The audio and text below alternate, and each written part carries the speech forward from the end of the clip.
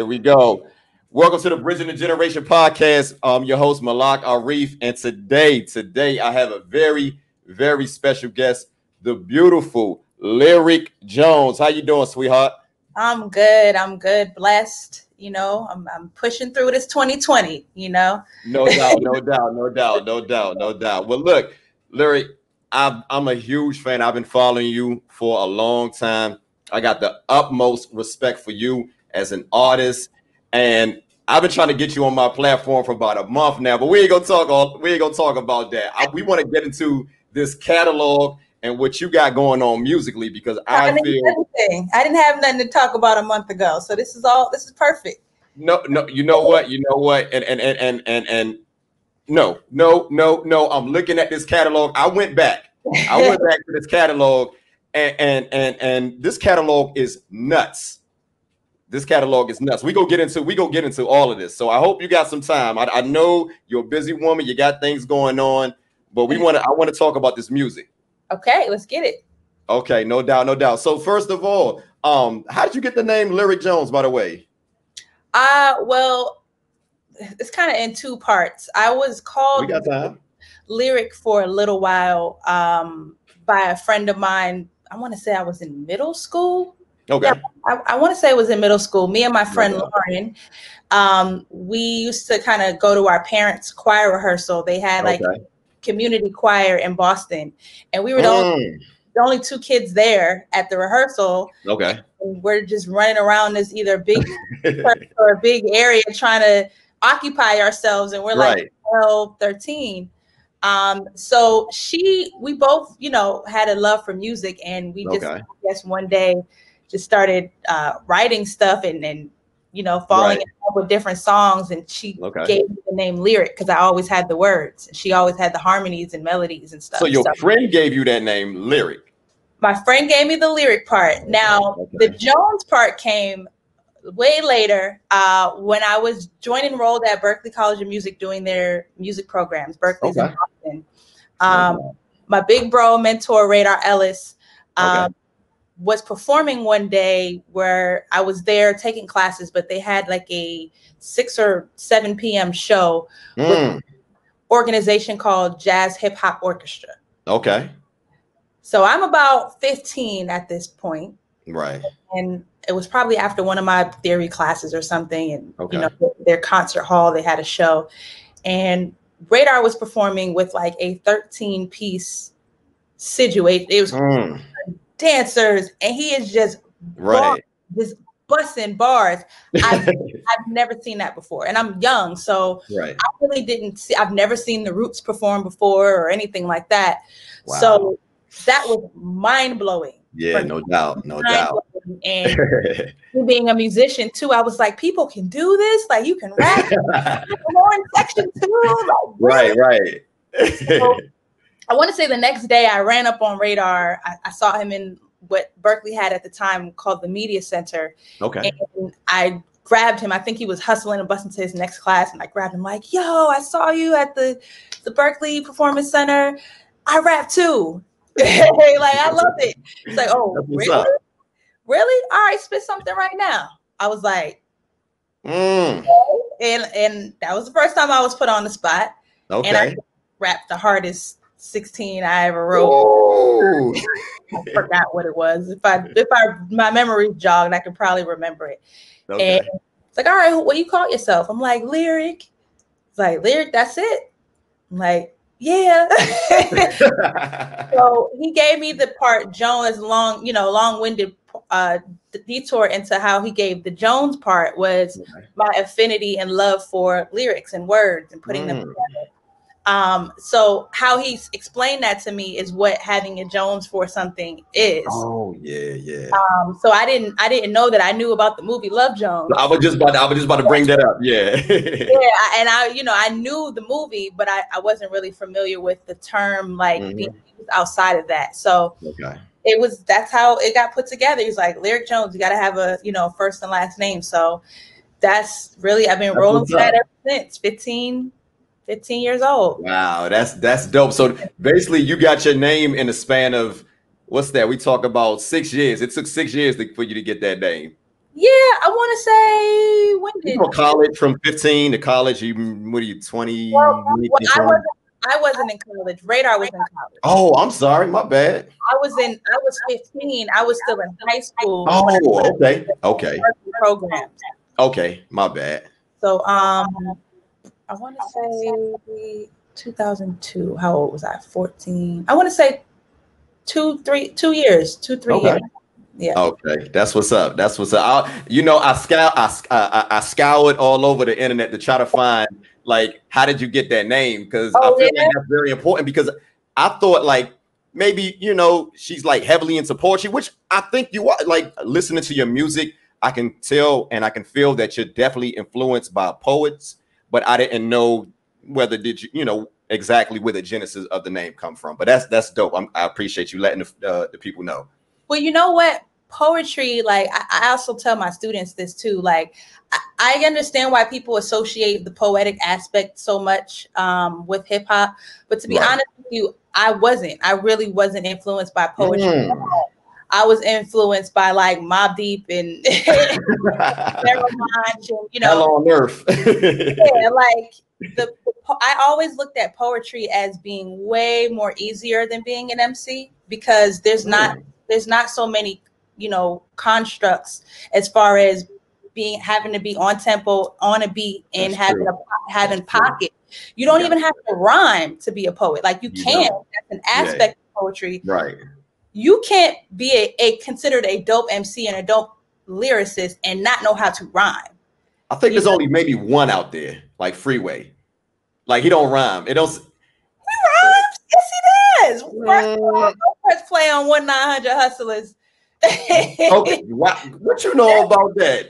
Man. He rhymes. I'm gonna put it like this. He has a signature delivery and flow, but as far as rhyming, I wouldn't say he rhymes. He's a part-time. He part-time rhymes. I'm gonna put it like that. But rhyming is a part of his rapping. That is true. It might not be all the time, but you have to have all of those things connected. You have to be able to flow, delivery, rhyme, and all that. And so as poets, you really could have like a haiku and be a poet. You can have any type of tempo. You can talk about and so it's much more liberating because you can talk. You can just talk. Mm-hmm. So you never like, I didn't mean to cut you off, but you never like ever thought about getting into poetry? Like, that was never your thing. Nah, I'm not. I'm not a fan. I mean, fan is a strong word. Like I respect it, but I'm not like a fan of like poetry as far like I respect it. Like there's a few people that I love because of the metaphors, like the metaphors and similes aspect of really good poets. I used to go to Verses and Flow in LA all the time to their tapings. I used to have them. So there's a few people like my girl Keisha Plum. Shouts out to Keisha Plum. Shout out to Keisha Plum. I need to get her on the platform. She's dope. I always tell her she can ghostwrite for me. I'll put them the tempo, saying nobody will have to know. That would be dope. You and her on the track together. That would be crazy. We have one. Just whenever she drops it, we have one. What? Are you serious? Yeah, she announced it already, so at least I'm not saying anything new. Okay, that's gonna be dope, man. I would love to hear that. So look, I wanna start off again. A lot of people think that you from Los Angeles, and you're from Beantown, right? I was admiring Jersey. I had the hat too. I had the hat. Good outfit, my man. Had the hat too. I just got, I got a haircut for this interview right here. So, Okay. But a lot of people think that you're from Los Angeles, but you're originally from Boston. So, tell me, how was it growing up in Boston around the time when you when you were younger? What was the music scene like that? Around that time. Very, very boom bap, very underground. But I was very heavily into the hip. I was very heavily into the gospel scene because I grew up in the church, and my dad, like I was just going with him. So I was all about being a musician. Like I was playing drums and I was going to the jazz spots. So the hip hop aspect of me really came full circle, like my later years of high school. Once I met Radar, like I was saying. Okay. Once that got into play, and I was running around with him and my crew at the time, Short Bus alumni. Shouts out to SBA. The underground Boston scene is very strong, like in culture. Like it, everybody knows each other, and hold on. I don't mean to cut you off. So you was listening to like Rex, Static Selector. Was Rex back then? Yeah, but that's what I was saying. Like I wasn't. Yeah, they all were around. Okay. But I didn't mean to cut you off, but go ahead. No, it's cool. Once I graduated high school and left is when they kind of got, much way bigger. Terminology and Rex and Static and EDOG, of course, from way back in the day. Esoteric, like everybody was still. Damn, she said esoteric. Acrobatic, Mo Pope. Shouts out to Mo Pope for sure. M. Dot. Like we all were bopping around, but again, I'm 17 at the time. Yeah, no doubt. I didn't know everybody, and I definitely wasn't going everywhere. Okay. But I definitely knew Project Move. I'm not sure if you remember Project Move, but that got me right there. You finally got me. I don't know about that one. I knew Project Move because they were very close friends with Radar, and they've done records together. Of course, Mo Pope is part of Project Move. Okay. I knew of Acrobatic for sure. And everybody talked about Benzino, but I didn't, I was just about to say, because I remember the first Boston rapper. What was it? Made Men. That's what I remember, like the first Boston rappers. When I think of Boston, I think of New Edition, That's good. I it's crazy. Made Men. It's crazy. And it's crazy because, you were born the same year that they dropped Any Heartbreak. Yeah. And they were out way before I was born too. Way before. Yeah, they was. I'm 39, so I was young when they dropped. But it's amazing to hear you talk about music that that in that sense, and having that knowledge of music history in your hometown, because a lot of people they don't know about the underground scene in Boston. A lot of people just know about Made Men and those guys, the bigger name guys, and it's that's pretty dope. So Los Angeles is your home now, right? Yeah, I moved out to LA from Atlanta in 2012. I've been out here about 8 years, so home now. Okay, so outside of like you said, you mentioned the local artist that was in Boston. What were some of your like musical influences, male or female? Because you're a dope MC, and I can see that your influences are. I would not be surprised if they're very broad. So I'm just curious, what were your influences as far as like MCs? As far as MCs, I would have to say at that time. Are you talking about like at my younger years? Exactly. When you first got into hip hop, yes. When I first started, I was a big Rockefeller fan. Like. Okay. Everything Rockefeller, like Radar, shouts out to him. I think when I first met him, I had like the Rockaware shirt and the Rockaware chain. I had a little belt. Like I was like, I was a million instead of a million. Like it was just hilarious. But I also jokingly say this too, and I'm not even ashamed to say anymore. When I was young, when I was about 11, 12 years old, Lil Bow Wow and B2K were like everything, right? Let me stop you for a second. For 1 second. See, I keep forgetting, when I look at you, you're very young. But when I have to stop and realize you're younger than Bow Wow. I'm the same age. I'm the same, by a year. I think by a year. I'm not gonna tell your age or anything like that, but he's older than you. I'm 32, so I'm not a baby anymore, and I'm not like an old head, but like I'm not that young. Like I'm an 88. I was born in 88, so I got all the 90s foundation, and especially the early 2000s. No doubt. So the early 2000s was so diverse. It was like talk about it. Hove dropped, and then we even had Slum Village, and then D'Angelo. It was so much going on, and so Jill Scott and my those are the years, my wonder years, where you start to come into your own as far as taste in music. Your pre-teens and your early teens, and my younger years, younger than that, I was really big into New Jack Swing and R&B, like gospel. Good. That's my era right there. So to this day, I'm like, that's my go-to. Don't get me started. But I would just say holistically, my influences hip hop wise are definitely Pharoah, definitely Rakim, definitely Nas, Jay-Z, and of course Fonte. Like we gonna talk about that. Save that one. We gonna get into that right there. Like the Little Brother movement changed my life. But and then on the other side of the spectrum from the women, definitely Jean Grey, because I didn't at the time when Radar told me about her was like 2006. There was nobody else like that I was seeing. Like I felt comfortable being myself once I was exposed to the Genius album. My goodness. Wow, you're taking me back, man. Jean, Missy Elliott, because of the versatility, how she sings and writes and produces. Queen Latifah, because she's a chameleon as well. Rod Digger, of course, Big Sis. She could just roll with the fellas. Like that was always me. Like I was the little sister around with the fellas, foreign. And Most Def. It was just all of that. Organized noise. I mean, organized confusion. Yeah.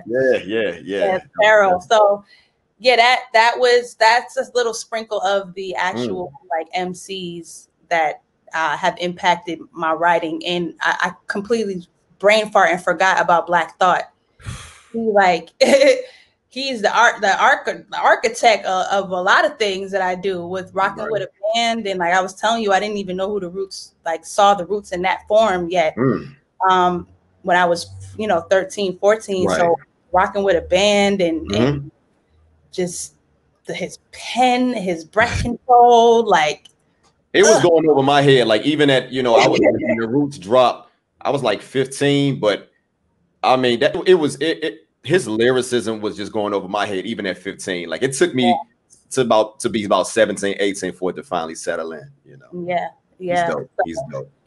Yeah, that's get a little bit of all of that when you see me live and when you hear my records, you can kind of hear that as far as the lyrics. Okay. Well, look, I noticed you said you just said holistic, and I heard in the interview you also mentioned that you're like a holistic artist. Can you explain that? You said holistic? Yeah. I mentioned that? Yeah. Is it did I pronounce that right? Hedonistic. I thought you said holistic. I don't know what that means. So I don't think I said it. Oh my goodness, I apologize. Are you saying holistic? Like exactly. Okay. I'm sorry. Yeah. Okay. Holistic. Okay. So what I mean by that is literally the definition of what holistic means. Embodying everything as a whole. So you get everything like full rounded with me as a singer, with me as a writer, with me as a rapper, and then my experiences. You get my braggadocio shit. Sometimes I want to be on my Mobb Deep or Griselda energy. Sometimes I want to be my Jill Scott, Jordan energy. No doubt. So that's what I mean by holistic. Like you get full circle, being one dimensional. I shy away from that box as much as I can. Okay, that's dope. I like I said, I wanted some clarity because you're the first artist that I've ever heard that used that term before. Okay, that was very interesting to hear you mention that. But so look, I noticed, like I said, you've been in the you've been in the game for a minute, but when did you decide to start taking it seriously? When did you realize like I can do this shit? I can rap with the top spitters or whatever. When did you decide to take it seriously? I've had a roller coaster with that. I took it seriously, and then I wasn't, and then I was. But to everybody else, it was still serious. If that makes sense. But in my mind, I wasn't at certain points. But I would say the beginnings of that was when I put out this little EP when I was in college called Jones for Lyric. I was in college at the University of Georgia and starting to get booked for like the little fraternity and sorority showcases, and I was doing stuff in Atlanta. So the demand was causing me to even it thrusted me into doing it more serious than I was. When I was in school, I was running away from music. Like I was trying to do journalism. I wanted to be a music journalist. I wanted to do what Sway did and what Free did. So I wanted to go to college and learn about broadcasting. And was that communications? Broadcast news. Broadcast news was my major. Yeah, I think it's considered just the journalism department. But yeah, so I just was trying to run away from being pigeonholed into the art field, and it just kept calling me back. So I want to say 2007, 2006, 2007, and then A3C, I think, was the first like big festival or whatever I was booked for. That was 2009. So the 2006 to 2009 phase was for sure when things make sense to me as an artist. Okay, that's what's up. Well, look, I also read like you just mentioned it earlier, but I also did my research. I come to find out, that you play the drums. I do. You play the drums, and my question to you is like, when did you start playing the drums? And tell me about you playing drums with Dave Brubeck. Like, I want to know that experience. Could you break that, explain that, to the people? Yeah, well, like I was saying earlier, I grew up in the church, so I kind of was just gravitating towards the musicians. And shout out to my big brother Drew. Marsh, Lyndon, Rochelle, they were, big mentors of mine. Drew gave me my first gig, I think church gig at a church he needed a sub for. And Lyndon was giving me drum lessons for a while. I shout them out in my song Beantown on Gas Money. That's how I started playing drums. I started singing and playing bass and did all the other instruments first. But the moment I got on drums, everything else went out the window. Like it was like, fuck all this music theory shit. Like this is just so natural. You was a natural. It happened. And so the being a rapper aspect was literally the same timing. So that's when that started, and I just was playing in a church, and then maybe a couple sprinkles of gigs here and there in Boston, not a lot. My dad bought me a drum set, which I could never play because my mom's wasn't having that. So it was just there. And when I went to Georgia to go to college, I kind of just naturally floated to the music department. Even though I'm a journalism major, I wanted to see if I can maybe take a jazz class or join a band or something like that. And my mentor, my very, very good friend and professor, Steve Dance, who still checks on me to this day, saw this spark in me, and he put me in the big band. Put me in the big band. I didn't have to audition. Ooh, that's what's up. Said, sure, like you got a natural pot, just something there that I can't really explain, and I couldn't read nothing, none of that. It was just hearing. I was learning everything by ear, and he just put me in the band. That's amazing. And I was playing with a big band, like horns and everything. So the first semester I was playing percussion, and that was the semester that Dave Brubeck came and was our guest at school. I want to hear this. This is good. I want to hear this. Come on. So I was being aggressive. I was like, can I just play, one song, like, and so Steve let me, when we'd have our recitals, I was the percussionist, but he would let me, showcase on a song or two, not to step on the toes of the actual drummer in the band. Right. Now, hold on. Pause that for a second.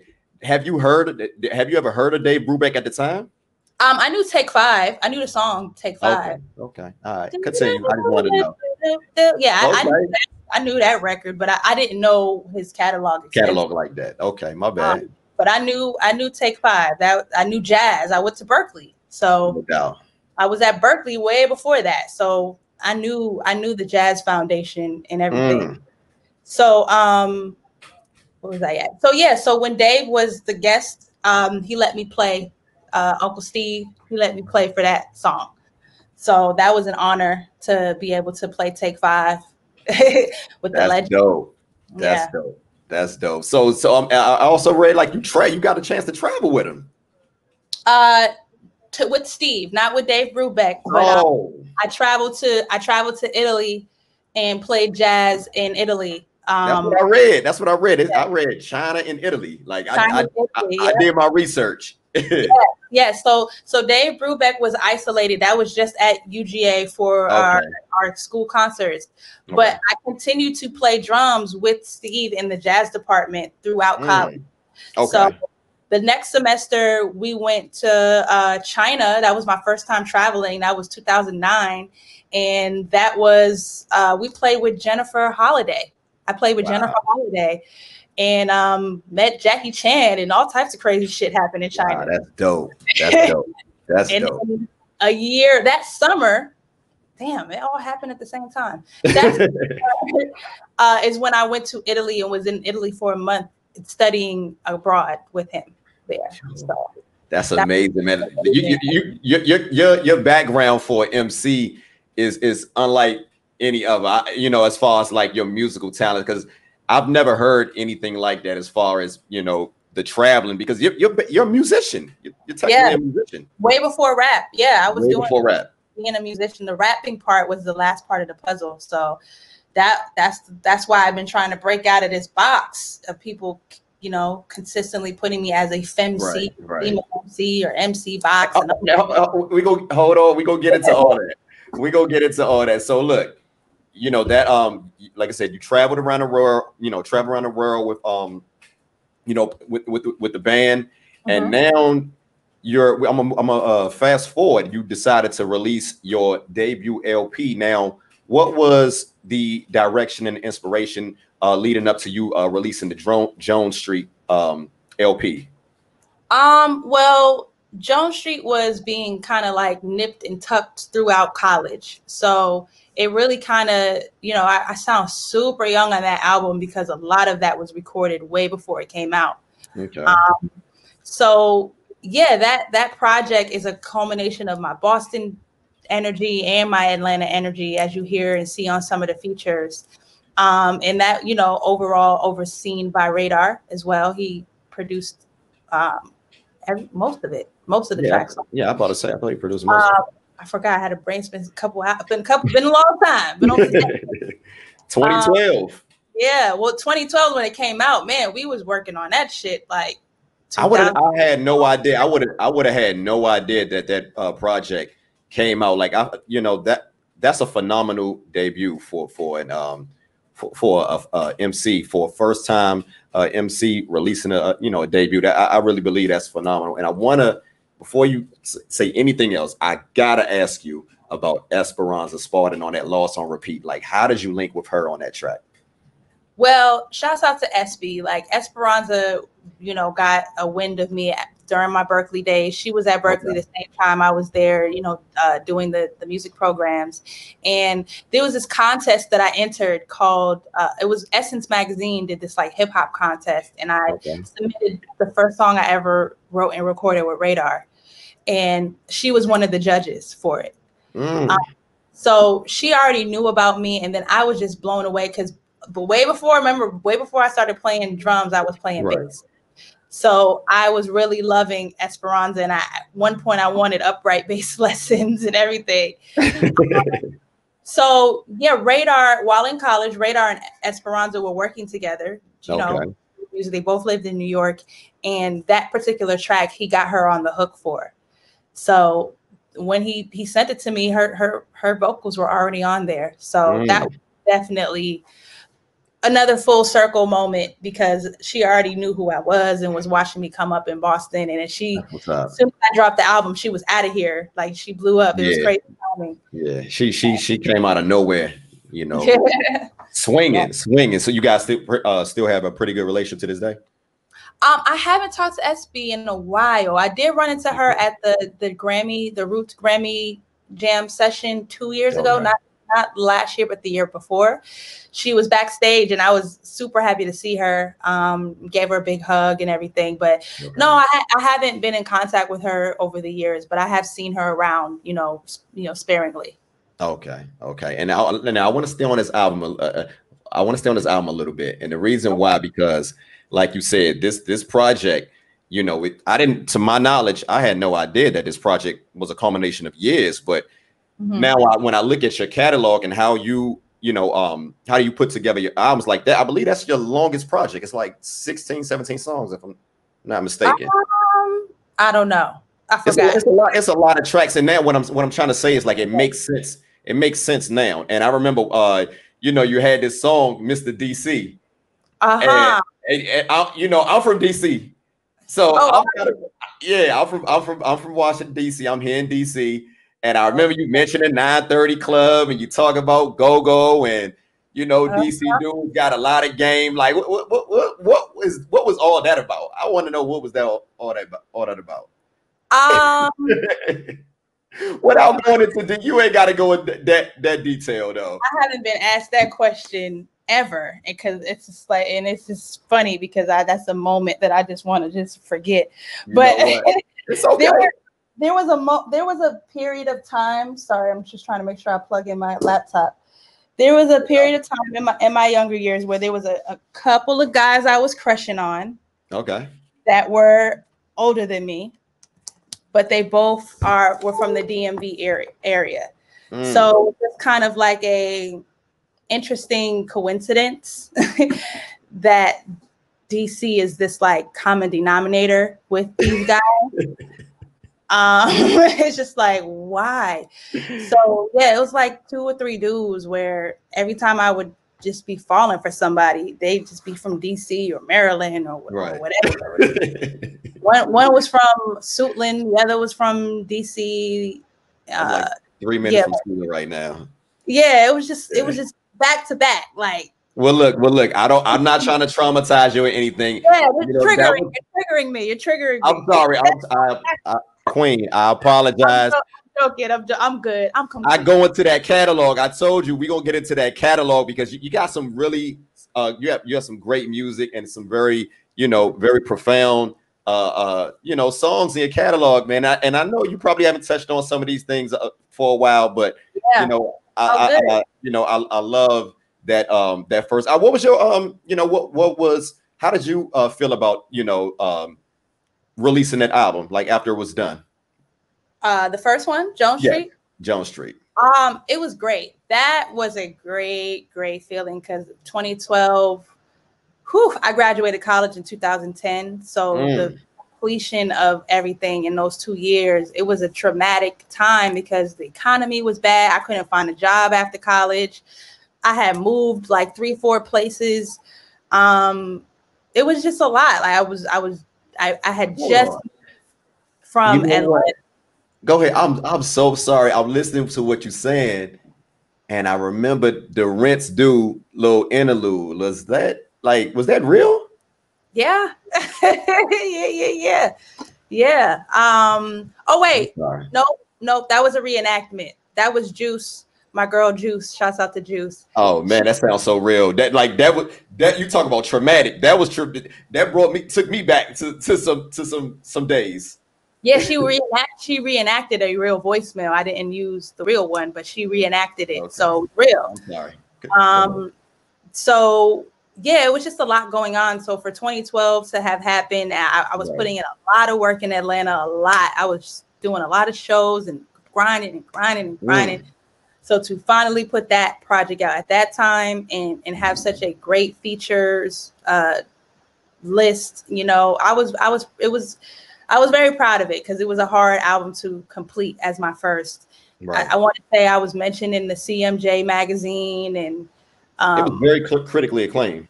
A couple more. I actually took it down from the streaming platforms because I want to put out a remaster of it. For its 10-year anniversary, I want to re-record everything but it's still on Bandcamp for people. But I was very proud of that. And my PRO, Capriccio and Penice, they were very helpful with getting me in advance to move to LA, and that was right when the album dropped and everything. So it was a time. Like, I remember that time. Okay. The booklet, the actual album CD, like, it was just a good first run for me. No doubt. Because I'm thinking, I remember Playboy Trey was on. Is that how you met him? Because he's down in Atlanta, right? Playboy Trey. Yeah, I met Trey and Afion. Shout out to Afion, but not Aeon Craft. Aeon Craft. in Atlanta. Yeah, just again, right. It was a culmination of all the work I was doing in Atlanta. Okay. All of that, all the time that was put in. It didn't come out right after I recorded everything. It was years and years of putting these songs together. So yeah, that Aeon Craft. I love that. I love that project. I freaking love that project, man. And you know what? I got onto that project late. I got it. It came out 2012. I don't remember it. I heard it in 2014. So I heard it like 2 years. Yeah, I got onto it kind of late. But you know, when you hear a project and you miss it, it blew me away. I'm like, who is this? Wow. This is crazy. I can't listen to it now, so I'm glad that somebody still like it.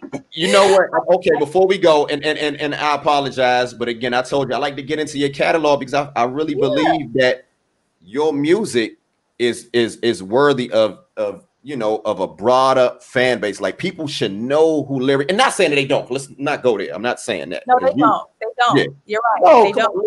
We give me a second. We're gonna get into that. We gonna get into that. We gonna get into that. But I handpicked you to come on my platform because you are a one of one.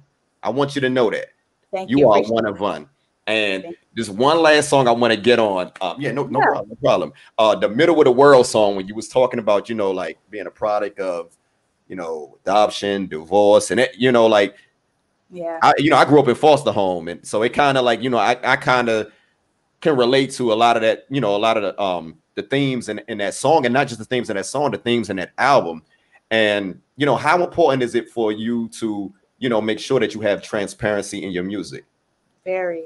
There's an artist named Jacob Collier. Are you familiar with Jacob Collier? I heard the name, but I haven't heard the music. I got a buddy keep telling me, yo, you got to check out Jacob Collier. You got to check out He's out of the UK, but he's extremely talented. I found him on social media, just like playing every last instrument in the world and singing all these harmonies. And he's super young, but he's just phenomenal. But I ran across this clip, and I posted on my IG, but I ran across this clip of him saying how important he feels it is for the listener to see themselves in your music. If they don't, then what are we doing this for? If they can't place themselves into that moment, then you're missing a mark there. That's deep. Transparency for me is how I fell into music. All the artists that I told you I love have been extremely transparent in their music. Pharoah Monch, Nas, like these are critically acclaimed artists, but you can see and feel yourself when Nas is describing, burning the roof of his mouth, eating a slice somewhere. You know what I'm saying? I'm sorry, man. I'm like, I'm there. I remember that moment. Or Harold talking about, describing himself as a bullet. This nigga wrote a whole song as the Organized Confusion, that last Organized Confusion project with him and Poe. I think it was on the Desire album where he did that. You know what? You got me from 07. I believe so. You're right. No, you're right. It's on a Desire project. You got me. Happy birthday, Pharoah. Shout out to Pharoah Monch, man. Shout out. But those are the things, Jill Scott from my soulful side, super transparent in her writing. So it's extremely important for me for people to hear a song and be able to say, me too, I can relate to that too. I like that. Or else nobody's pressing rewind on your shit. They pressing play and they keeping it moving. And what's the point of that? Like, that's true. That's pointless. I can just keep that on my iTunes and play it for myself. Exactly. No doubt. Yeah. Like I said, I love that album. I remember, like, I don't know if it was the outro, but you had Fife on the outro. How did you link with Fife, man? That was dope. I believe that was like a little bit before he passed, like right before he passed. He passed in 2016. 2016, and I put that out in 2012. So about 4 years. 4 years. About 4 years, yeah. Yeah, I'm still extremely, I miss him so much because he wanted, like, I think about him a lot now because he could see, he saw this, like he wanted it, and he saw the vision. Yeah, he's talking about it on the intro. He's like, yo, you fuck all that good for female shit, like right. Yeah. Period.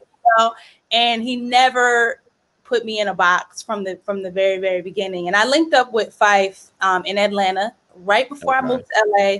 I want to say it was 2011. It was 2011. There was a showcase in Atlanta where we were giving tribute, like jazz, all these jazz samples. We were giving tribute to some of the artists that had these samples. So Fife Dog was one of the people that was being honored, well, Tribe in general. And I was kicking Fife's verses. And that's dope. Fife was there. Dope. That's dope. Fife was there, and he was asking his road manager and his good friend at the time, DJ Rasta Root. Shouts out to Rasta Root. Like, who's Shorty? Like, yo, her delivery was like stupid. Like, and Root was like, yo, you got to connect with Lyric. Like, he bigged me up because most times, cats would just be like, yeah. He was like fanning the flame, No doubt. Kind of got Fife scratching his head. So we connected, exchanged contact, and that was it. Like, we chopped it up on the phone on many occasions, and I was able to kind of pick his brain and build with him and, tell him how much he was an inspiration to me and all of that. So yeah, he really, really, really wanted me to win for real. So everything that happens, every milestone, like my brain immediately thinks about him. Like immediately. I know he's smiling down. I know he's smiling down on you right now. If he can see what you've pulled off in these last few years, man, I definitely know he'll be proud of you. Yeah. No doubt. So look, I know you said you went to school in Berkeley, and I went to Berkeley College of Music. You went to Berkeley. Is that where you met Planet Asia? No. So a lot of people get this confused. Berkeley, California. And then there's Berkeley College of Music in Boston.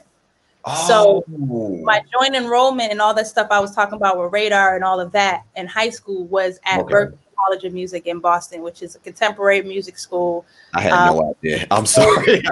When I hear Berkeley, I think California. You're not the only one. It's all good. Okay. But yeah, I didn't move to Cali, nothing Cali related until 2012. But I met Asia in LA at a show. That's where I met Age through Rod Digger, through a show that I was opening up for them both. And that's where I met Age. Yeah. Man, I remember on you guys got off on that Mansa Musa that quenched my thirst. I like that track. You remember that one? Too. Yeah, I like that long ago, but I always wanted in the Egyptian Musk. Yeah. Age recorded that at my crib, which was fun. Okay. I laced the hook. Well, no, I think he scrapped his vocals and did that somewhere else. My hook vocals were at my crib, and Quench My Thirst was here too. So yeah, I love that Quench My Thirst. I do too. I like that song a lot. I like that. It's a vibe. No, that's dope. That's dope. So look, we go keep it moving. In 2014, you dropped now this one right here. The Love Trail Mix. I fucking love this project.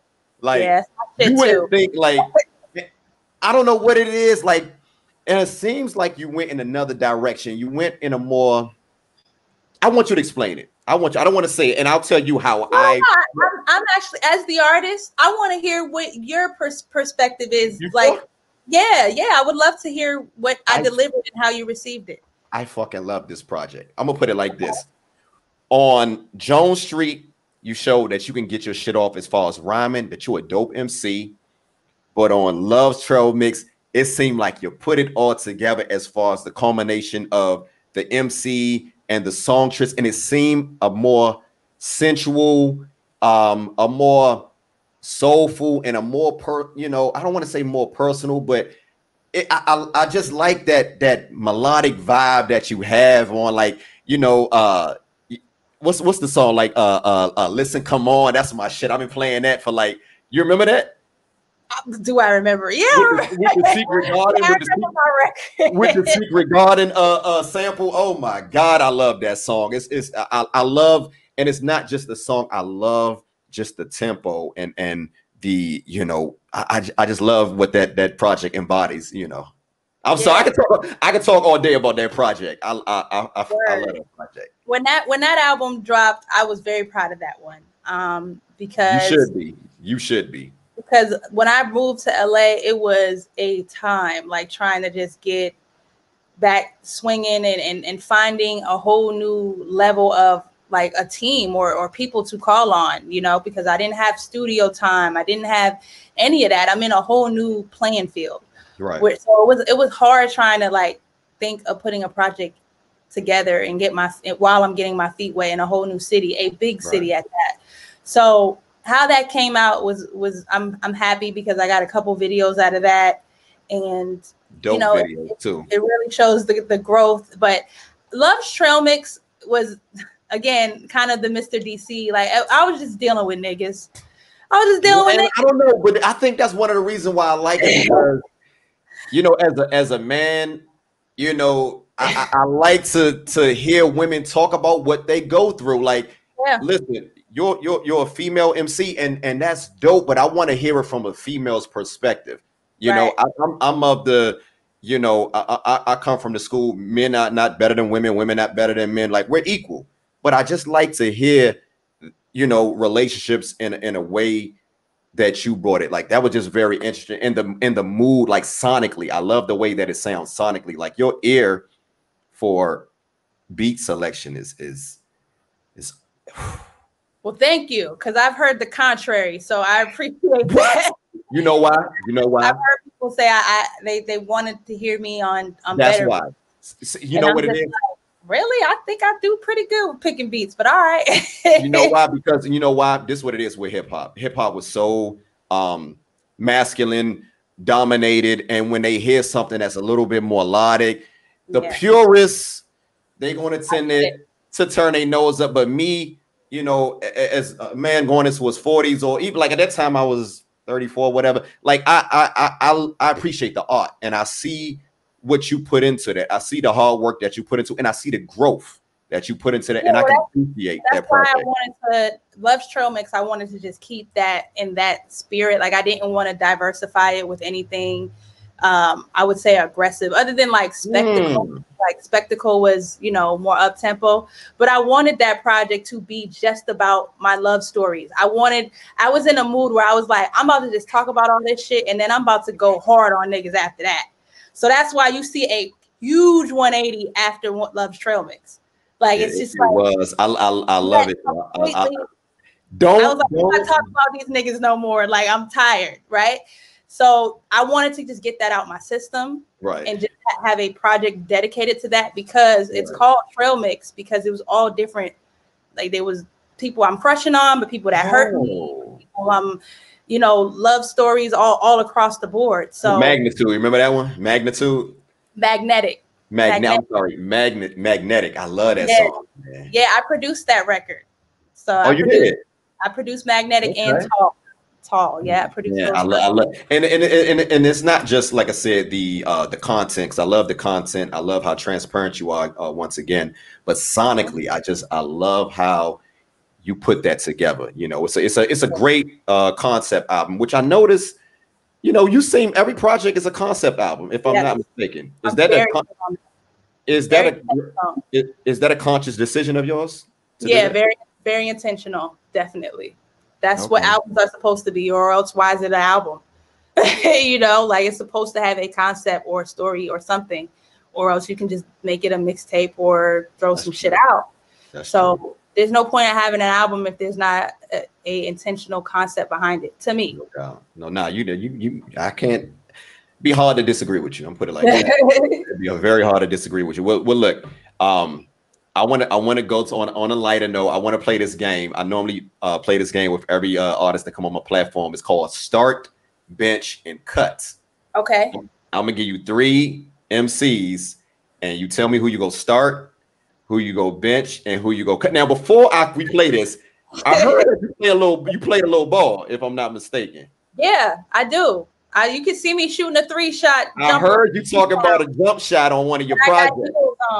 Yeah, I heard you talk about something. So you get the you pretty much get the concept of this. So look, start, bench, and cut. I got Foxy Brown, I got Little Kim, and I got Lauryn Hill. Who you go start? Who you go bench? Who you go cut? Based on what? Based on your personal taste. Based on your personal taste. All right. So if we're doing the 90s, I would But they're all 90s MCs though. Yeah, but I'm saying like they all switched their sound come the 2000s and even today. Like you heard Foxy, like have you heard Foxy and Kim lately? That's not the same people. Yeah. You know what? I'm not talking about that. I'm talking about that era. Let's put it like that. So if I'm doing them, doing them in their prime and just let's go. Holistically. There we go. There's that word again. I would start. Yeah, I would start with Lauryn. No. Yeah, I would start with Lauryn. Just because even though Miseducation was mainly an R&B record, right? She gave us the energy of what we know Lauryn can do on the Fugees shit. So the way she was floating on that album and her energy and delivery, I already saw her potential. So I would start her and if let's be clear, Miseducation went diamond, and that was her first album. Yeah. For that alone, yeah, it's kind of like trophy numbers. It's like, you're gonna get a classic from that person. Yes. So if I'm just thinking like, all right, if this is a game here and I'm trying to get somebody who can do all the varieties of things, I would start with Lauryn. Bench.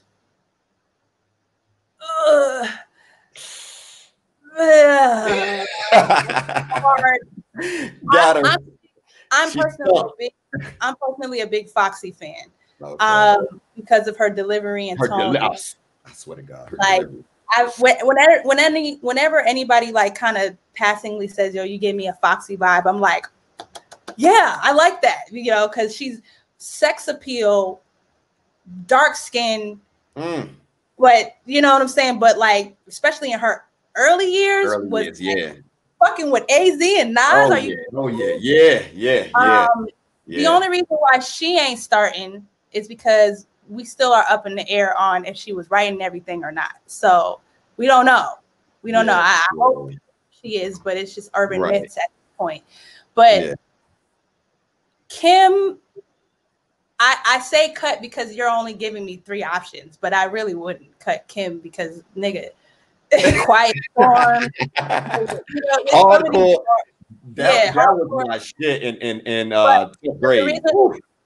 But the reason why I'm cutting Kim is because let me just be honest, she started the whole trajectory of this, like having to be a sex kitten MC.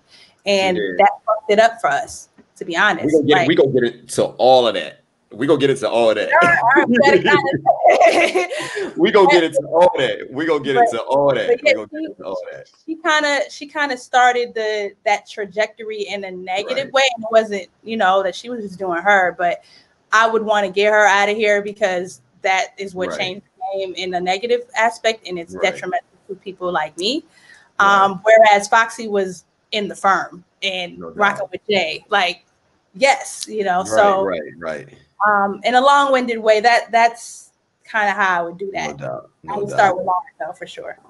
No doubt. Okay. Hey, I mean, you really can't go wrong with even with whatever 3 that you decided to pick. But I like your selection. That was pretty dope.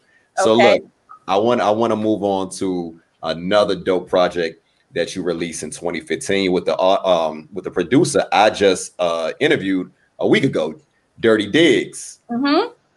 Yes. Again, another banger. Thank you. Gems from the Cubicle. Girl, you right now at this moment, you're 3 for 3 right now. You're 3 for 3. You're 3 for 3. That conference room with Planet Asia. Ooh, and Tri-State. Tell me, how do you guys put? Them niggas was busting on there. Well, Gems from the Cubicle, again, that I if you can see all my projects kind of solidify at moment in time. So Gems from the Cubicle was literally when I'm working.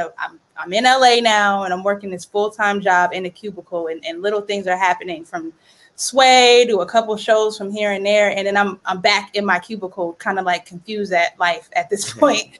I had no idea. Yeah, and I'm trying to write rhymes and on my lunch break and my little 15-minute breaks. So I wanted to be in JR Dirt Digs. We just discussed like, hey, let's do a project, and their sound was just so different. Shout out to JR, that's my guy. Yes, shouts out to them. JR and Noy, his brother Noy. And Noy, and his brother, yeah. I only interviewed JR. I didn't get a chance to interview Noy. Noy is way behind the scenes. He don't fuck around with all that shit. Yeah. But I just wanted to do something. I wanted to play in that sandbox. I wanted to do just shit like that. Couple songs. Well, I think all the songs have drums, but I just wanted to, since I was rolling with Gold Chain at the time, heavy, like I was always at Dirt Dig spot. I wanted to just kind of just get on tracks like that. I wanted to show cats that I did Love's Trail Mix, but now I want to do this. No doubt. So yeah, that came together pretty fresh. Tri-State was in the lab, and then I had to drag Asia to the lab. Oh my God. You got in when you said like you got in your bars bag. You did that on that. And you got a joint with Rosewood. Tell me, like, my question is, what I want to know is like how is it like rhyming with these top tier like male MCs? Like, is it ever any pressure as you as a woman artist? Like, where does that confidence come from? Where does that come from? Because you're fucking dope. And you're sparring with some A1 guys. Like, where does that come from? It comes from hip hop. Like, it's just like that's what hip hop is. Like, yo, I'm nice. Like, it comes from braggadocious. So it's like I'm gonna bring Jones to whatever, No but doubt. Do I sit back and go, all right, let me make sure my entendres is like super right. Age and Tri-State, that nigga. Like, them two, when I saw them perform for the first time, I like fell out. Like, I was just like, they are nuts. And then touring with them was another story, but just seeing them perform and then hearing how they put shit together, I just wasn't really, nobody was approaching me for features like that. They were seeing the Jones Street and the Love's Trail Mix lyric Jones. Right. So I intentionally wanted to do Gems to say, yeah, I can fuck with Rosewood and Age and Crondon if I wanted to or whatever. Like, shout out to Crondon, he's dope too. Shout out to Crondon. Like, I can bust over here too, and I didn't have any records like that. I had a couple features where I was featuring on other people's shit, but I didn't have it in my own catalog. So I wanted to do that and again just show my ear. No doubt. Where I had double life on there, but then I would have conference room and stuff like that. So that was fun because it captured a moment. It was just straight lo-fi. It didn't have to be all extra polished. I just wanted to capture the energy of I'm working, but I'm working 9 to 5, and I'm still trying to crank out some bars for y'all. So I love the way you put that together, and I always, just hearing you, just spar with these guys, and I hit up Smooth, and I hit him up, I chop it up. Shout out to Smooth. I chop it up with Smooth all the time, and I told him, hey, Lyric, I said, Lyric kind of got at you on that Godoku. She got with you. She got with you, brother. Smooth is my man. Smooth is my man. A few times after that, he was just like, "Yo, you ate me on that shit." And I'm just like, no, I didn't. We both ate. I wouldn't say you ate him because Smooth is dope. Ain't nobody eating Smooth on no track. Right. But that's what I'm like. You got with him. You got with his ass though. you got with his ass. That's a song. There's a couple of records like that I feel this way, but that's a song where I wish that was my song. Like I perform like my verse on that shit on shows and everything. Like that verse, I know my shit. I love that song. You Me too. You spaz. You went what do you call it? Alien mode on that. You went alien mode on that. That's a favorite. That's one of those my favorite features list right there. I would love. You know what? I would love to see you perform that live. Yeah, I would love to do it with Smooth one day, but I definitely have a medley that I put together of just features. I gotta see you live. I gotta see you live, man. I gotta see when the next time you go. I want to see me live too. Okay, I want to see me live too. Oh man, I would love to see you live, man. Come to DC, man, because we love you here. Everybody I know, in the city, man, that knows that real shit, that real hip hop. Like we fucking love you, Lyric. Thank you. No doubt. So look, I gotta, I have to go to this, and I'm gonna be respectful. But you're a beautiful woman. How does it feel? Like, you ever thought about like have the thought ever came to you like maybe I should switch it up? You seeing all these other women that that can't. I mean, they can't shine your boots, and they prospering. And then you have a beautiful woman such as yourself. Like, have you ever does the thought? I'm gonna be honest. Have that thought ever came in your mind? Like, I'm gonna be honest. You gotta be specific. What thought? Because I have a lot of thoughts. Right. What thought? Have you ever decided? Have there ever been a time in your career? I'm gonna be specific. Yeah. Have it ever been a time in your career when you look back at the catalog that you're putting out? You're putting out amazing bodies of work from beginning to end, and you see these other female artists. They're prospering, and they're not doing nowhere near. They're not carrying that flag or carrying that torch as far as when it comes to these bars. And have that thought ever just cross your mind? As far as switching up, maybe I should do this. Maybe I should. Because I have ideas of switching up all the time, but it don't got nothing to do with nobody else. Or what they doing. Like it's all about how I want to switch up to achieve whatever goals I'm trying to do. But I'm not looking at X, Y, and Z chick and going, maybe I should switch it up to do what she's doing. Fuck no. Okay. Because ain't nobody. I hope that was an offensive question. No, not at all. It's just I'm from Boston, so we speak very This is the Bridging Generation Podcast. We don't do none of that politically correctness over here. I'm gonna be respectful, Queen. It was a respectful question. You don't even have to add disclaimers, King. You don't even have to add that. It's fine. I'm just speaking candidly because you asked the candid question. So I ain't never looking at nobody like I should switch it up because they're doing this. Fuck no. Right. But definitely switching up things on the merit of how I want to pivot and elevate based on what I want to do. If that makes sense. I like how you put that. It's like, okay, I want to, for example, with my recent project, it's like I want to play around with Pomo and K Tronada and in that gold link. Like I want to do that. Shout out to K Tronada. Dope. Yeah, I don't have there's no other woman that I'm looking at like I want to do what she's doing. It's just like I want to rock in this playground. So I need to produce things that are going to attract those that energy, if that makes sense. So I totally get it. I think of switching it up in that regard, but I'm not paying attention to any chicks and trying to do what they do. Definitely not. No, because then you're not individual. You're doing what everybody else doing. Exactly. Yeah.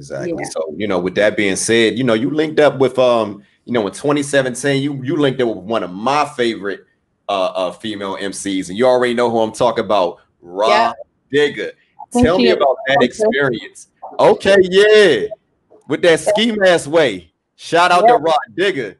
Shout out to the Queen. Shout out to the Queen. Like, how was it linking up with another Queen and putting that, that track together? And I believe you guys actually toured a little bit together, if I'm not mistaken. Yeah, it was great putting Ski Mask Way together. She came out for my birthday in 2016. Okay. And I was forcing her. I was like, you ain't gonna be here. We not do no record. So she came out and did my Jones Experience show. And you know, Sidebar Dig has been like connected. We've been connected since 2010. So everything kind of came full circle. The year I met Asia in Tri-State, she, you know, helped get me on that show that she was headlining. And then for my birthday show, I flew her out and she performed for that. So we did Ski Mask Way, and then it was off to the races after that. Like I put a lot of energy into promoting that and I put a tour together based off of Ski Mask Way. That was your idea. Yeah, I put that together after I quit my 9 to 5. I said, why not? I called Digga up, like, sis, I'm thinking we getting a little bit of energy with this track. You thinking of doing a tour? And she's like, I'm rolling. I was like, all right.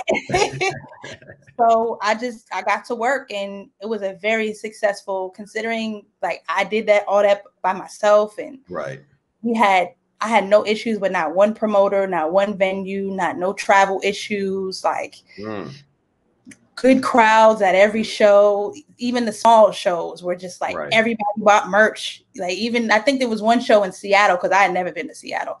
It was like 12 people there. It was the middle of the week, like Monday or something. Right. And we had like 12 people there. They're all forming a semicircle around the stage. Wow. But everybody bought some merch though. I walked away with over $300, you know, just me. So 12 people? I mean, that ain't that bad. That ain't bad. Every person matters. So it was a really good tour, and Rod Digga has been like behind me and really supportive. I love to hear that. I love to hear that when the queens are connecting and you know, rocking us together. That's always a beautiful thing. And you know, with that being said, you know, a lot of times, and I know you probably do you ever get tired of, you know, people saying like, how come females don't perform more together? Like, is that, you know, you ever get tired of that? Like, what's your take on that? Yeah, because it's very gimmicky. Like everybody wants to do a all female song or all female record or all female showcase. Like and they approach you like it's an original idea. It's not. It's not. And it's annoying because it's like, why are you putting me into this box with all these chicks just for the sake of females? Like, nah, call me for the Benny and West Side Gun records too. Like, call me for the, you know what I'm saying? Call me for all the other joints. Like, why are you calling me for the female perspective all the time? Like, nah, why can't you just respect my pen as a lyricist, regardless of my gender? So that part gets annoying, but I get it. I understand. But I don't ever go, I need a male perspective. I need a men's seed showcase. Like, I don't ever do that. You know. Nah, so, I feel you. And you know, and I want to piggyback off what you're just saying. Like, my take on it is, you know, like, I like listening to your music again. It's so transparent. It's so authentic, and you know, I love the perspective that you like. Do you feel like it's a problem, like separating female MCs from male MCs? Is, you know, because I put it like this, like I like the perspective that you come with as a woman. Like we're two different species, but where none is greater than the other. You know, so I just look at it like I kind of look at it like I respect a female MC, you know, for her bars, but I like it coming from a woman's perspective. That's not less. I don't feel like it's less than a man's perspective. So you ever like what's your take on that? You know, because so there's a fine line. Like, for example, break it down. I'm breaking it down. So say someone hits me up for a feature, right? They see my name around or whatever, and they're like, "Yo, Lyric, I wanted to get a female perspective on this record." Right off the gate, right there. That's offensive. Right there, because you're not saying I want you, Lyric, for what you do. You're saying I have a song and I need a chick on there. So what makes me special? Like you can get any girl on the street and you can write her. You got a point. You gotta write her bars for her. Like you can ghostwrite that and get her to deliver it. But you coming to me and you're asking for Lyric Jones. So I understand where you want to tell a story from a woman, you know, have a woman's voice and all that. Like I'm a songwriter, I get it. But when you're approaching me and you're saying, yo, I just needed a female voice. I just needed a female, whatever. Well, then just go get a female. I'm not that. I'm Lyric. So if you're hitting me up, but you're nice. Lyric, you're nice. Exactly. So that should be it. Nice. I need Lyric on this project. Not I need a female on this project. I got you. I totally. I need a female on this song. Or I need a female on this show. Like, I'm not that. You know what I'm saying? Like, first of all, female, what a lot of guys aren't understanding is female off the gate is just like, yo, that is just a sexual category. I'm a woman, so my perspective is going to be from a woman's perspective first off. No doubt, you know, no doubt. We the ladies are tired of saying this, you know, but I understand. A woman, I apologize, a woman MC.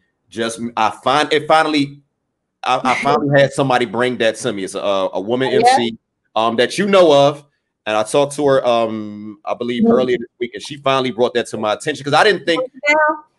I get it now. Like I had no idea that what I was saying was offensive because I don't look at you like. You are a top tier MC in my book, and you are a top tier A1 MC. You just happen to be a woman. That's not a good. That's it's nothing wrong with that. That's great. At the end of the day, Lyric Jones is a top tier A1 MC. So what I'm saying is all of that is well and good. I'll say for an example, shouts out to my guy Sky Zoo, right? Right. Oh, he's dope. Sky Zoo is a perfect example where he has hit me up to do vocals for things where it's like, yo, he needed a woman enhanced voice. Like, like he actually wrote a hook or whatever and just needed a female voice. Right. So I'm just doing voiceover work at this point, which is clear. Right. Okay. But when Sky Zoo, it was to hit me or Che Noir or whatever to get on a record, he wants us to rap. It's not like I need a female perspective or whatever. Right. And so a lot of guys, they hit you just for those records. But when they got a record with Nas or with Pharaoh, they don't want you on those. They don't call us for that. But they call you for the Love's Trail mix beats and shit. Right. Nah, I get it. That's what gets annoying because it's like, yeah, I'm cool with doing that, but call me for the Primo beats too, or call me for all that shit. So I'm with you. I'm with you, Queen. I'm with you. I'm on your side. We know that, folks like you and others, y'all are not saying it to be offensive. That's why we're not like at you. Thank you, please. When you ask us, we're explaining to you like, that's what we really be thinking in our head. Well, I'm changing my mentality. Like I said, now that I know you're our eyes like, yeah, no, it's cool. I mean, you confirmed that, I don't want to say the woman MC's name. You know her though, but I spoke with her. And she brought that to my attention, and I said, from now on, I'm not saying that no more. So if a woman say that's offensive, I'm not. Yeah, I know it slipped early. It's a habit or whatever. But I'm gonna make I'm gonna try to make the conscious decision not to say it. Like now, I'm cognizant of knowing that that's offensive. And at the end of the day, you are queen, and you are dope. Bottom line, you are a dope artist, and you are a one of one. And let me say this: when I mean that you're a one of one. There's nobody that rhymes and sings like you do. Like there's an artist, and when I'm not talking about like carry a tune, like you sing. Like when I'm listening to you, the harmonizer, sometimes I'll be like, who's this feature? And then I realize like, that's you. Yeah. Yep. That's you. I'm thinking it's like Jill Scott or, let us, something like that's you. So what my question is like, how long have you been singing and rapping? Like, when did you decide to start doing that? From the beginning, from the very, very beginning. Like, I started singing first. So singing and playing drums at like I said, I was very inspired by Jill, by Legacy, and was really moved by the neo soul movement. As they say, I know people, they hate that term, but that's what it was. Yeah, people do hate it. And like, really, honestly, that Philly movement was just like really, really impactful. Right. Yeah. because the time that they came out, the early 2000s, was my coming of age years, I would say. Okay. So Jill Scott is like, I always say that she's the mom of me. Like if Jill Scott and Black Thought had a child, that would be me. That's and dope. then siblings would be, Fonte and Pharaoh and shit like that. But if them two had a kid, I'm literally a product of that whole. Hey, Larry, you remind me a little bit of Fonte too. You're like a woman Fonte, like sonically, like the music, like your music is so soothing. And I hate to say this because when it comes to women MCs, I don't get the entire package like what you give me. And that's okay. That's okay. Shay Noah, Jean Grey, they don't have to do that. They do what they do, and I love it. I love it. I love it. I love it. That's nothing wrong with it. Keep doing what you're doing. But Lyric Jones brings a whole nother element. It's a package that I just don't feel from other women MCs and men. Only you and Fonte. And I wanted to ask, are you what's the group he has? Little Brother and Foreign Exchange. Not Foreign Exchange. We know Little Brother. Are you a Foreign Exchange? You're a fan of Foreign Exchange? Yeah. Well, do you know the story of how we came together? I would love to hear it. I would love to hear it. Yeah, like Fonte is, a huge inspiration of mine. I mean, the whole reason why you hear a lot of the influence of Foreign Exchange and everything is because that's literally what it is. Literally what it is. I've studied Fonte, like studied him. I knew it. He is like, he said it in interviews and stuff like that. He saw a lot of himself when he saw me and hears me.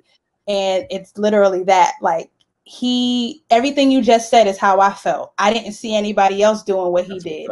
And so when I saw Fonte curating and putting vocalists and him starting to sing and be on like Jazzanova and Real People records, and then he'll go over here and rock with Pharaoh or whatever. That's exactly what I've been saying this whole interview. It's like, yo, he's finally doing what I'm not seeing as possible before. Yes. So he's a trailblazer. Exactly. You are too. You're a trailblazer. Again, nobody doing what you're doing. I'm sorry. Nobody's doing what you're doing, Lyric. Let's not play that game. Thank you. Nobody doing what you're doing to the level with the quality. Nobody is doing it on that level. Thank you. Yeah. So the whole I'm passionate sometimes, man. The whole like connection with Fonte made very well. It's only something God could have ordered, because divine. Definitely, because he has been a very specific person I've wanted to work with for years. Fonte, man, take a load. Yeah, definitely. So him executive producing Close to the Day Appear is the absolute dream come true for me. I was going to touch on that. But look, we go back up. Before we get to that, I got to talk about that Gas Money project. Yeah. I got to talk about that Gas Money project with my man Nameless out of the D. Yeah. Now, how did you guys come together and put in that project together? What was the inspiration behind that? Me and Nameless met at South by Southwest few years before, and we just were connected on social media. And when he sent me a beat, and I was in love with it. He sent me the adulting beat, and at that time, I was like, yeah, let's do a project. And again, I'm out of the cubicles, and now I'm driving Lyft and everything, trying to make ends meet as well, teaching a little bit. And we started to work on that project, and Nameless was driving trucks at the time, a trucker. So we decided to call it Gas Money because we just are constantly in a car, or some type of a vehicle. Right. So it's a good lead into Close to the Day Appear as well, because that's the continuation of that movement. Just destinations going somewhere. So yeah, connecting with Nameless was great. He is so easy to work with and just so goofy. Is such a good just lets me be myself. He's dope. Yeah, he's love dope. that album. How instrumental was he in that project? You know, like hands on. Oh, he produced everything. He produced the whole project. So he would send me the tracks, and then we would give each other feedback back and forth. That's what's up. That's what's up, man. I love you. You remember that? I don't know why I keep asking you that, because you got so much music, and sometimes artists do forget their music, but you seem to remember everything. But you got this. Yeah, you seem to remember everything. But All Minds, I love that song, The Bank. Yeah, All Mine was super fun. I love that song. Oh my God, man. What was, how did you guys go about putting that one together? I just I want to say All Mine. I sent him the sample to that. Right. Like take it to the bank. I forgot the name of the group. Shalimar. Yep. Shalimar. So I sent to the bank. Yeah, I the record, and I was like, "Yo, can you please chop this? Like, I need this or something." Right. And he sent me the beat and the whole bank theme. I just rolled with that and put that out. And shouts out to Black Soul, who's singing the hook on there. It was just shout out to Black Soul. Yeah. I love that with that Look My Way with Vic Spencer. That's a dope one. I just interviewed him on, man. How you meet? How you link up with Vic? How you meet Vic? That was another just social media connection. We hadn't met in person, but we had a lot of mutual friends, and I just love his voice, his tone, and I thought that would be a huge drastic dichotomy on Look My Way. Like, hearing him come in with that deep voice and styling, just that, because he a style, he's style guy right there. He was style. Him and Smooth was styling the hell out of your ass on I wanted that because Blue was gonna give me LA boom bap, and I wanted to get East Coast, and I just love Vic's voice. Shout out to Blue. Yeah, I love that. But you know the song I'm about to go to. One of my favorite songs, that Game Over. And you're talking about that. That's my shit. Oh man, you talk your shit on it. Now, not to go into detail or nothing like that, but what's up with these dudes out there? Is it really like that out here, as far as these dudes trying to get at you? Yes. Oh my God, that's crazy. Yeah, that is crazy. Be wilding. So do they know who they dealing with? Do they know this is Lyric Jones? Like they do. They still try you though. Anybody can get tried. Like Beyonce got cheated on. Like everybody get played with. I forget about that. But you and Guilty Simpson, y'all kill on that one right there. You got the one line. Shout out to Guilty out of Detroit, man. You say these rappers is you say these rap shows is a sausage fest. Still put me on the show, I'll still flex. Yep. Pretty much. It don't matter who there. I'm still gonna bust your ass. Mics will get bent. As my sister Rock will say, we still gonna bend some mics. So I asked this, and this is what I want to ask. Lyric.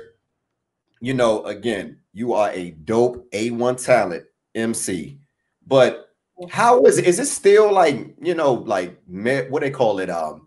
Toxic masculinity energy as far as hip hop. Is that still like something that's common? Yes. Yes, very much. Wow. Yes, very toxic. And it's even worse in the, I would say, underground scene, because people come at you with the Peace Queen and they come at you with how you would receive, so they will be received well. So they come at you with all the fluff. But they let your guard down. So you can let your guard down. Exactly. They come at you with, with the love of hip hop, common ground and common denominator. Right. And the intentions aren't pure. Whereas in the mainstream world, everybody hoeing around anyway. So you can be more direct. But if they trying to get at somebody that has some type of class, or just know that you can't play with them like that, they'll come at you a different way, and you think it's what it ain't. So yeah, it's worse actually to me. Oh my God. But yeah, I hate to hear stuff like that because you hear these dope artists, man, and you be surprised when you talk to them. A lot of them are weirdos. Yeah, a lot of them are, but there's a lot of good people out there. That's why linking up with Fonte was a breath of fresh air. Linking up with Nameless was a breath of fresh air. People like Vic Spencer and shit like that. It's just real, just genuine love. I have a lot of, good big brothers who are just that, like really my big brothers. And there's some who aren't, and some who play games. So it is what it is. But I just talked my shit on Game Over and a couple songs after that just to get it out of my system. You got your shit off. You got that off. And Guilty did his thing too, man. Shout out to Guilty Simpson, man. He is dope, man. Like, and that's one thing I love about you, Lyric. Every time, and again, we not even talking about genders now. Every time you on a track, nobody bodies you. Like you hold your own. You hold your own. And this is not a compliment because you're a woman. Because I'll give this to a man too. If a guy, because that is an accomplishment. I feel like that's an accomplishment in itself when you on a track with the fellow A1 dope artist and you not getting 8 on that shit. And I feel like every time you on the track, what is it? Is it like, I can't let these guys or anybody show me up? Like what drives you? Because you get busy, like the higher the talent, that's where you go. I don't really think all that. I just rap, I'm hip hop through and through. So I just they set the tone. Like if somebody already, rapped before me, like I get the energy and vibe. For example, Cruising on my album. I love that on the new project with Fonte. Yeah, on the new project. Yeah, I got that. They already laced their vocals on there. So that set the tone to know where to be. No doubt. But I'm not like trying to body Pooh or body Tay. It's like to me that's unnecessary. It's just let's compliment each other and have a good record. That's all. I get it. I wasn't, and I'm not gonna lie, it's getting to the point where I kind of get tired of people saying, it's my mind and I can't help this. I'm trying to come out of that, but we gotta stop saying like you got body. Like the point of a great song, I feel, is for you to bring your best. And it's not really a competition. There's some records like that where it's about bodying niggas and sparring with niggas. There's some like that.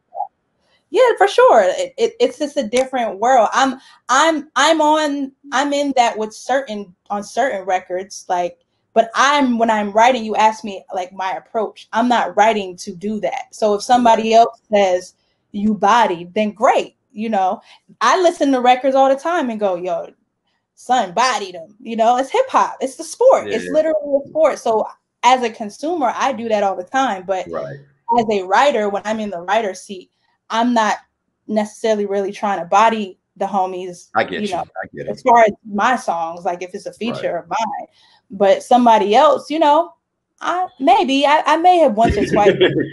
It's not really. I just go in, like I go in regardless, so I don't have to conform to that mindset. Really, it's already happening. When and I think the problem I have with it, and I agree with you. You again, you made a great point. My problem is a lot of times people say somebody got bodied when they really did, like the Eminem and Jay-Z. Like people a lot of times say Eminem bodied Jay-Z. Like, no, he didn't. He got his shit off, but would you say he bodied him? Yes. You think so, Lyric? Yes. No, he didn't body Hov. I'm sorry. I'm gonna have to agree to disagree with you on that. We can debate about that enough whenever you had some time. But I'm sorry, Hov came with it. M had a better verse. M had the better verse. He had a better verse, but I don't think he got bodied. I'm gonna have to respectfully disagree with you, Queen. Okay. So look. You got let's move on. You got a new project out. Yes. You got a new project out. Closer Than a Peer. Let's talk about that. Executive produced by Fonte. Let's talk about this new project. Yeah, we started working on this right before COVID and the quarantine and all of that.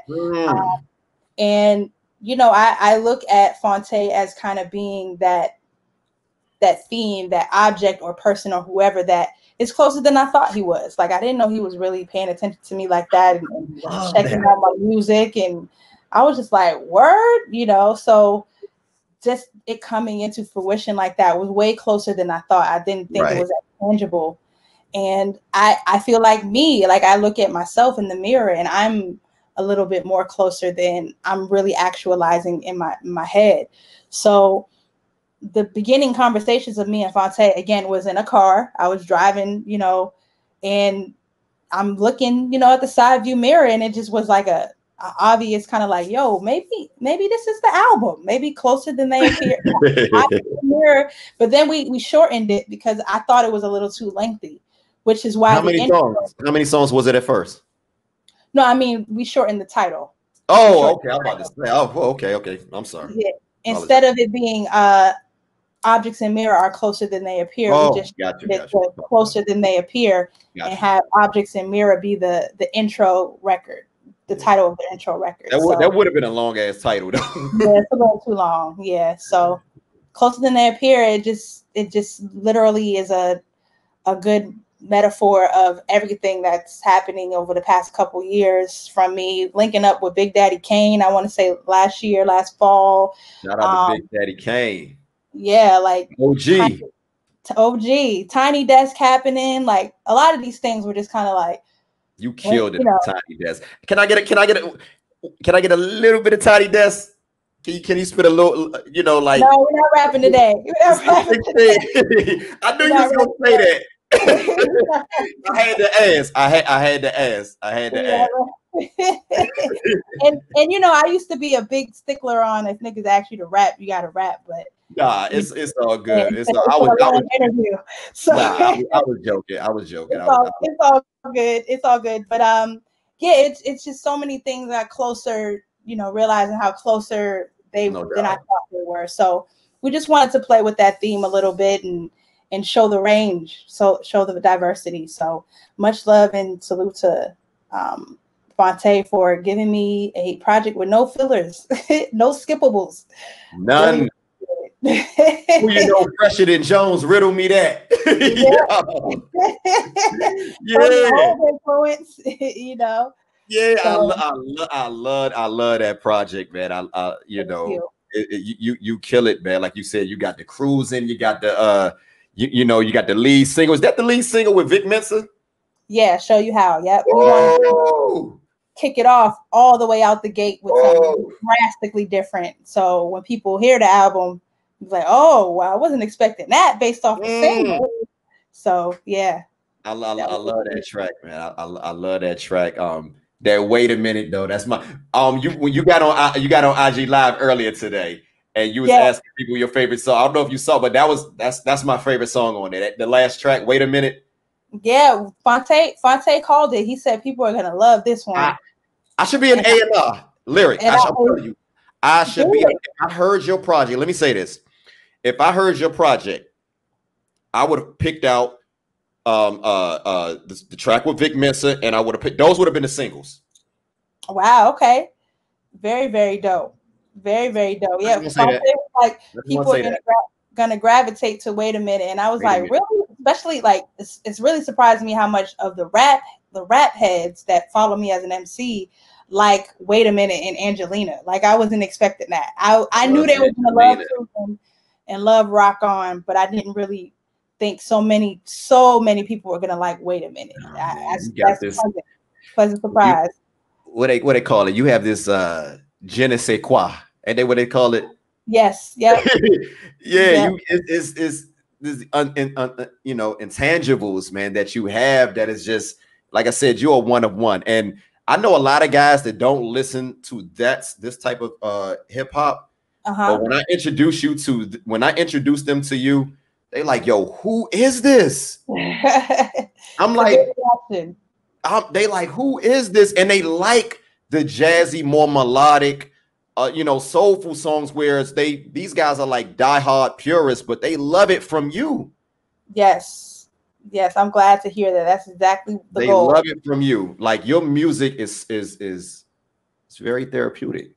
Thank you, man. I appreciate it. It's very therapeutic. I listen to Closer Than They Appear, and I'm gonna cop that vinyl too. Before I get off, I'm gonna cop that vinyl. I'm gonna give you my 25. I needs that. Man, I need that. Need to go.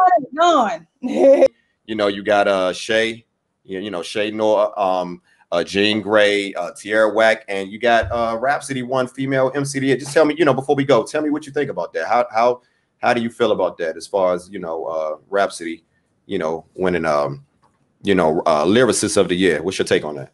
Oh, I didn't on what award show? What? BET Awards.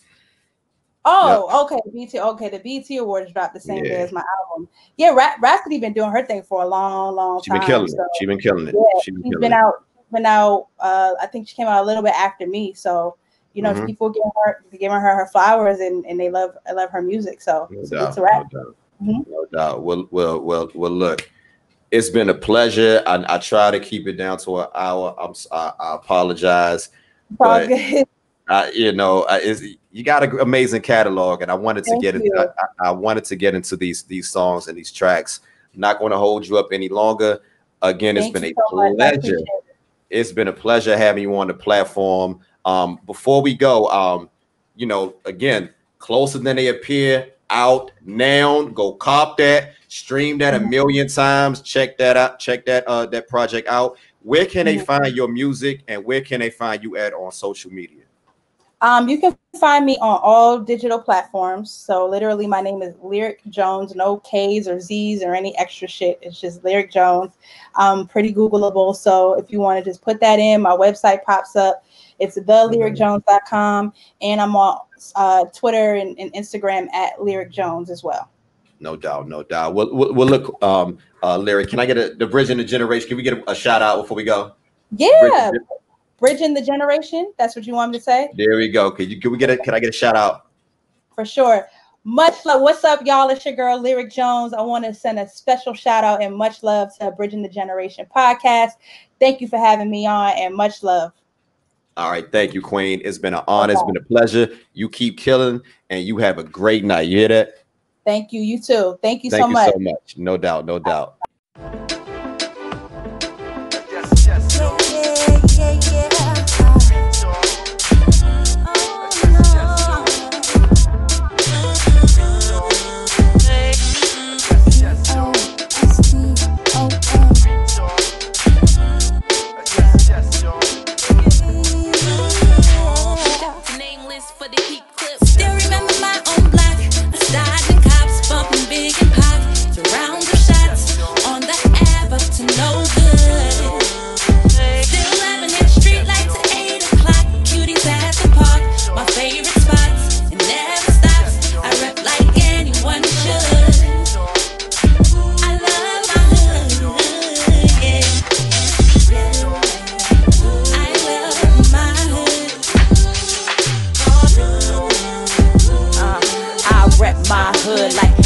Should no flex, I would say respect my hood. I rep my hood like anyone should. No flex, I'm good. Respect my hood.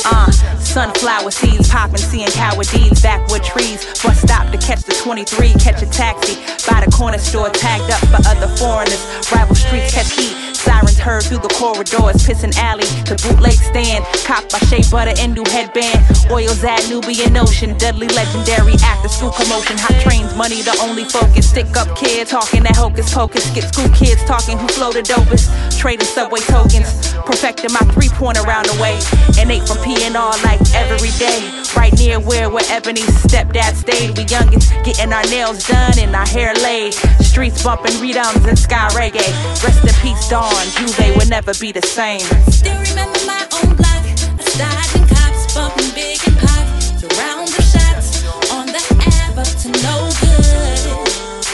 Still living in street lights at 8 o'clock. Cuties at the park, my favorite spots. It never stops. I rep like anyone should. I love my hood, yeah. I love my hood. I rep my hood like anyone should. No flex, I'm good. Respect my hood. I rep my hood like anyone should. No flex, I'm good, respect my hood. So Catholic school by day, Tim's a J's with my uniform. 2 buses in the train to Mass Ave where I transform. Living college life early. Shout out to Berkeley City Music. Had all this talent in my 2-kit. Was a church kid, usher board in the choir and the drummer. Used to study Drew and Lyndon's pocket like no other. Radar kept my pen sharp, age 15. Had 2 jobs at Brookstone and FYE. My bedroom in the attic, Bow Wow to B2K posters. VHS cassette tapes like how it's supposed to. Mattapan, Norfolk Street, right by Jubilee. 20-minute walk to catch the trolley. Being fast with my bestie, headscarf and lip gloss. Guy was looking out, kept the safe at all costs. Long walks through Almont, summertime sounds. Actors bumping Dipset around town. Snow blizzard came though, pops was shoveling. Moms hustling and bustling. I be upstairs, bundled up, suffering. Cold as fuck, watching MTV2 turned all the way up. Left home a decade plus, man time flies. Had to write a love letter about once upon a time. Don't miss that bipolar when the leaves color change was fine. I'm out west still repping home on my mind. Still remember my own block, dodging cops, bumping big and Pac. Surround the shots on the Ave up to no good. Still living in street lights at 8 o'clock. Cuties at the park, my favorite spots. It never stops, I rep like anyone should. I love my hood, yeah. I love my hood. I rep my hood like anyone should. No flex, I'm good. Respect my hood. I rep my hood like anyone should. No flex, I'm good. Respect my hood.